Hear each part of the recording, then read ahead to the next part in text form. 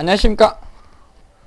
오늘도 여러분들에게 뉴스를 가지고 왔습니다. 그리 좋지 않은 뉴스인데 한번 확인을 하시고 이런 경우에 어떻게 해야 하는지 여러분들 참조하시기 바랍니다. 멍멍 지서봐 경비원의 갑질한 입주민 고소당하다 수천만원 소송을 남발하고 있죠. 이런 사람이 전 국민의 전체 중에 정말 극히 일부가 있는데 이런 사람들은 굉장히 특이한 사람입니다. 아파트 경비원들에게 수년간 폭언과 협박을 일삼아 재판에 넘겨진 20대 입주민 20대입니다. 아우, 소송을 어떻게 알아가지고 고소인과 경찰 수사에 협조한 이들을 상대로 수차례 보복성 소송을 제기했다. 형사성 맞고소했고 수천만원 상당한 민사소송도 제기했다. 입주민이 보복이 두려워 아파트를 떠난 입주민도 있었다. 아이고. 1번째, 이 씨는 서울 마포구 한 아파트 입주민으로 수년간 관리 직원들에게 갑질을 한 혐의로 재판을 받아왔는데 2019년부터 아파트 상가에서 카페를 운영했는데 경비원들에게 카페 에어컨 수리와 택배 배달 업무 범위를 벗어난 사적 요구를 계속했고 일처리가 늦으면 욕을 했고 업무 태반으로 민원도 제기했다. 아우. 일부 경비원들에게 개처럼 지서보라고 하면서 얼굴에 침도 뱉었다. 그 갑질로 그만둔 직원만 10명에 해당한다고 본다. 소장이 업무방해 혐의로 고소를 했다. 그러나 폭행 여부로 맞고소. 아주 정말 맞고소했다. A 소장도 자신의 얼굴에 침을 뱉고 욕도 했다는 취지다. 그러나 검찰은 확인한 후 A 소장에 대한 혐의가 인정되지 않는다면 사건을 불기소. 이때 불기소를 하면은 무고로 좀 고소를 하셔야 돼요. 이 사람들은 진짜 나쁜 사람이에요. 검찰의 불기소 이후 이 씨는 다시 공동 피고로 묻고 5천만 원 상당의 손해배상 청구를 했다. 자신은 우울 장애를 앓는데 이리 자신을 자극해 보복, 폭행 등 혐의로 추가 입건되도록 유도했다는 취지다. 내일 나오면 죽여버린다. 이런 사람들이 있더라고. 진짜.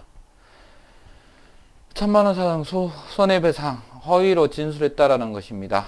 패소나 강제조정 결정이 내렸다. 소치와 강제조정 결정이 내렸다. 그러나 입주대표 아파트 관리업체 상대로 경비원들 A 소장과 시좀 해고하라고 압박을 넣었다. 계속된 압박에 A 소장 올 초 다른 아파트로 발령이 됐고 대장도 이 씨와 마주치기가 두렵다며 올 초 다른 아파트로 이사갔다. 사건을 겪은 경비원 10명 중 1명만 남았다. 시주임은 불구속 상태에서 재판을 받은 이 씨를 아파트 로비 등에서 마주치면 심장이 쿵쿵 뛴다. 또 고소하거나 해코지 할까봐 겁난다. 긴장감 때문에 체해서 약을 사먹은 적도 있었다. 오, 이런 사람들이 있더라고요. 그런데 이제 고소를 할 때 이 사람은 맞고소를 하기 위해서 허위사실로 고소를 하잖아요. 그 허위사실로 고소를 할 때 무고죄로 다시 고소를 해야 됩니다. 사실 무고죄는 굉장히 센 죄입니다. 센 죄이기 때문에 무고죄는 형이 나올 수도 있습니다. 즉, 이 사람이 폭행 등을 했을 때 초범이고, 근데 이 정도면 초범이 아닐 것 같은데, 초범이고 그러면 거의 벌금 수준에 나오는데, 사실 허위 사실로 고소를 해버리면, 특히 여기에서는 CCTV로 모두 확인이 되기 때문에 허위 사실 고소에 대해서 무고죄로 맞고소를 해야 됩니다. 그리고 손해배상 청구가 들어왔을 때 많은 일반인들은 굉장히 두렵습니다. 그러나 법적 전문가를 가가지고 좀 안신을 받기 바랍니다.